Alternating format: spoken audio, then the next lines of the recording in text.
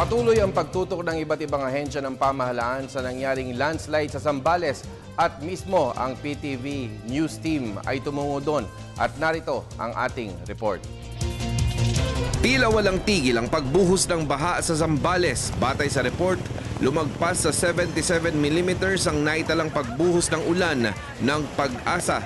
Ito ay katumbas ng torrential o higit pa sa tinaguriang deluge. Sa paningin ng mga residente, ang ibig sabihin nito ay matinding pahirap sa pamayanan. Ilang residente ang inabutan naming nakaabang sa rescue trucks. Ang mga ilan ay hindi makababa sa ikalawang palapag at may mga ulat pa na nasa ibabaw ng kanilang mga bahay.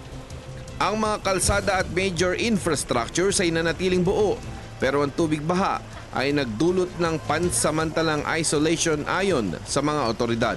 Start na yung mga maintenance crew namin. Kaninang nag-subside yung tubig, automatic nandyan sila.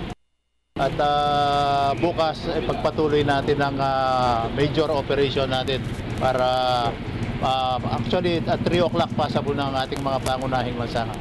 So far sa ngayon nag-subside na yung baha. Passable na lahat ng road sections natin.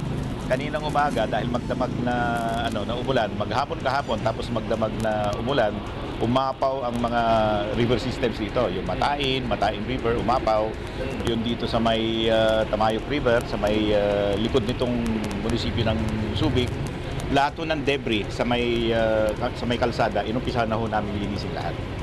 At makakaasa ho ang taong bayan na once na magkaroon ho ng pagbaha ulit, nandun lang ho yung maintenance crew namin. Sa bilis ng mga pangyayari ay mabilis din ang pag-ayuda ng mga otoridad, rescue teams at mga volunteer groups na kinailangan ng mga vital installations at road networks.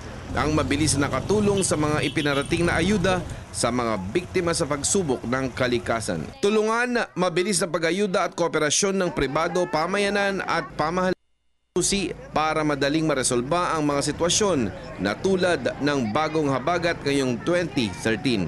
Kasama si cameraman Ricky Reyes, Joel Kawil at producer Ryanland at Chica.